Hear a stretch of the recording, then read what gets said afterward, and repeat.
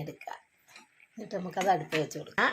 വെളുത്തുള്ളി, ജീരകം, പിന്നെ ഞാൻ കാന്ത എല്ലാം കൂടെ അരച്ചെടുത്ത് ഇതുപോലെ കുമ്പളങ്ങയ്ക്കകത്തേക്ക് ഒഴിച്ചു കൊടുക്കാം. എന്നിട്ട് നമുക്ക് കുറച്ച് തൈര് ഒഴിച്ച് കൊടുക്കാം. പുളിയില്ലാത്ത തൈര് ഒഴിച്ച് കൊടുക്കാം. എന്നിട്ട് പാകത്തിന് ഉപ്പ് ഒഴിക്കുക. കുറച്ച് ഉലുവാപ്പൊടി ഇട്ട് കൊടുക്കുക.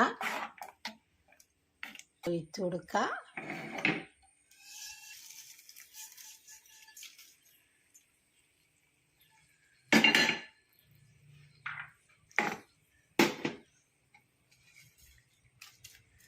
കുമ്പളങ്ങ കാളൻ റെഡി.